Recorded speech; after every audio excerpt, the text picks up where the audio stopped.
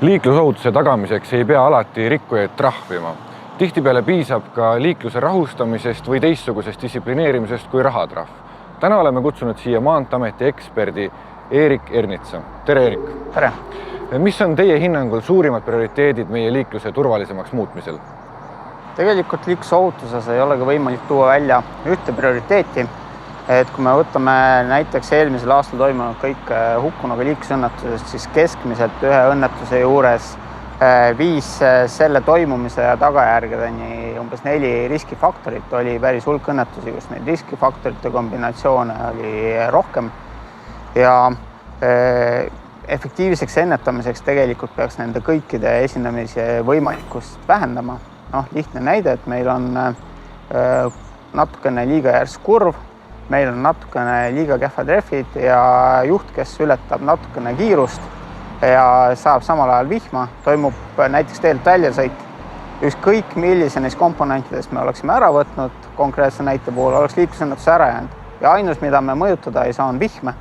Ülejäänud me saame kõiki mõjutada ja väga keeruline öelda, millisega neist oleks kõige lihtsam edu saavutada. Tegelikult oluline on kõigi nende võimalikkust vähendada ja kui me juba ühe neist ära võtame, siis tulemus on see, et seda liiklusõnnetust toimunud ei oleks.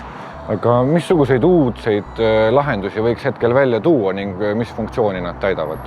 Liiklusohutuses väga sageli tegelikult keskendub siis uudsete lahenduste otsimine sellele, et me soovitava eesmärgi saavutaksime kas siis odavamate vahenditega või siis selle sama eesmärgi täitmine läheks kuidagi efektiivsemaks või see mõju oleks suurem kui siis olemasolevatel lahendustel. Kui me vaatame üldse, mida meil on võimalik mõjutada, siis kombinatsioon inimene sõiduk tee. Üldine reegel kipub olema selline, et kui tee ehitamine ja siis läbi sõiduki liikluse mõjutamine on siis väga aeganõudvad, nende rakendamine võtab väga pikalt aega, nad on üsna kallid, aga teistpidi nad on väga efektiivsed vahendid midagi muuta, siis inimese mõjutamine on tehtav või mõjutamine on tehtav suhteliselt lühikese aja jooksul, aga selle mõju on piiratum ja siis see mõju mõne aja möödudes võib ka kaduda. Uudsetest lahendustest, mida me oleme näiteks meie maanteedel katsetanud, enamasti nad ongi keskendunud sellele, kuidas me sama või sarnase mõju saaksime suhteliselt odava hinnaga. Näiteks asula sissesõidud, mis oli meil siin Kaareperes ja Väike-Maarjas, et nende katsetamise eesmärk oli see, et leida lahendus, kus me saaksime suhteliselt väikse investeeringuga viia kiirused allapoole selliselt, et seal asulas elavatel inimestel oleks ohutum näiteks teed ületada või tee kõrval liigelda. Tänase hetkega tundub, et need toimivad selle funktsiooni kohaselt, nagu nad mõeldud oli, et otsust nende edasiseks kasutamiseks täna veel ei ole tehtud.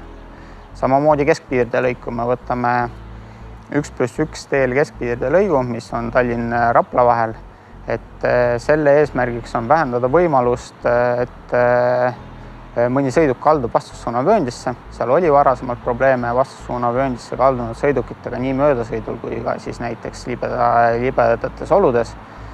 Et see keskpiire suures plaanis välistab vastassuunavööndisse kaldumise ja tulemus ongi vähem liiklusõnnetusi.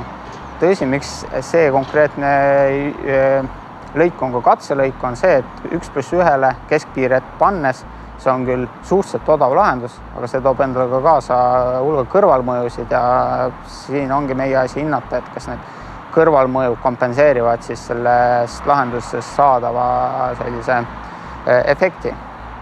Ja kindlasti eriti sellel kevadel väga aktuaalseks muutunud veapunktisüsteem, mis on Eesti kohta siis uudne lahendus, mujal on seda üsna põhjalikult rakendatud, et tänaseks on meil selles osas kontseptsioon välja töötatud ja eeldatavasti sügisel siis valitsus otsustab, kuidas sellega täpselt edasi minna. Milline on olnud uute meetmete positiivne mõju, kui te saate, tooge paar näidet? Samad juba mainitud taristu muudatused, mis on siis näiteks asulaväravad või keskpiirilõik, et need on enda siis efekti näidanud, et kiirused vähenevad asulaväravate juures ja keskpiirilõigul ei ole põhimõtteliselt võimalik vastassuunavööndisse kalduda. Me toome siia sisse veel eelmisest aastast siis aktuaalseks muutunud rahunemispeatuse näite, mida siis politsei koostöös meiega katsetas maanteede peal, et seal on ka teisi kõrvalisi mõjusid, mis mõjutavad liiklusohutust. Näiteks see, et mingi teema saab tugevasti meediakajastust ja inimesed võib-olla hakkavad mõtlema siis enda käitumisele ja tagajärgedele natukene teistsuguses vaates. Ja tolle projektiga jõuti isegi üsna sellise maailmameedia tasemele välja. Nüüd räägime politsei arendusjuhi Elari Kasemetsaga. Tervist, Elari! Tere! Kuidas on juhid reageerinud rahunemispeatustele? Rahunemispeatustele reageering oli tegelikult positiivne selles suhtes, et positiivselt oli meelestatud Eesti üldsus tervikuna kui ka siis nii-öelda need juhid, kes meil tõesti seal tee ääres siis rahunesid. Et kas võib öelda, et positiivne efekt saavutati? Loogika ju ütleb, et kui inimene kiirustab, siis tal on kuskile kiire ja ootamine asja paremaks ei tee. Seda küll. Tegelikult see oligi ju rahunemispeatuse eesmärk, et võtta ära see põhiline põhjus kiirustamiseks. Ehk siis, kui sa 45 minutit seisad tee ääres Eesti oludes, siis selge on see, et sa oma kohtumisele või sinna, kuhu sa kiirustasid, oled hiljaks nagunii. Aga ma arvan, et selle positiivsuse pigem tingis võib-olla just see asjaolu, et me tegime midagi natuke teistmoodi ja sootuks erinevalt. Ehk siis me ei läinud inimesi trahvima, vaid me üritasime leida siis mingisuguseid teisi meetodeid, kuidas mõjutada neid siis õiguskuulekamalt käituma ja liiklusturvalisemaks muuta. Mis siis see usaldustsoon ja rahunemispeatus siis kokkuvõttes on?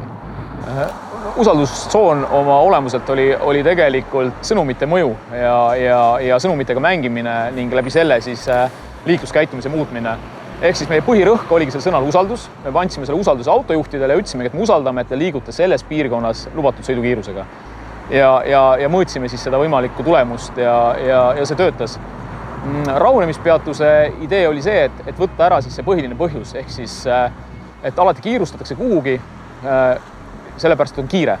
Ja mõte oligi selles, et kui me need sõidukijuhid nüüd nii-öelda siis paneme rahunema tee äärde, ehk siis läbi selle võtame ära neid selle põhjuse kihutamiseks.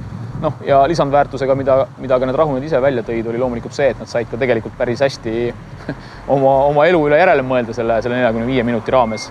Aga oli lihtne tõesti, et kui inimesel oli liikluskäitumise vaates, oli taust puhas, ta pole liiklusrikkumistest karistada saanud, kiiruse ületamine oli väike, siis oli tal tõesti võimalus valida, et kas siis rahatrahvi asemel olla siis 45 või 60 minutit sõltuvalt siis kiiruse ületamisest tee ääres parklas. Selge. Niisiis, uudsed lahendused, mis rõhuvad näiteks juhi südametunnistusele ning ei ähvarda isegi karistusega, võivad siiski anda soovitud tulemuse. Ja kui selle kõige tulemuseks on meile kõigile ohutum liiklemine, siis minu hinnangul võidavad sellest kõik.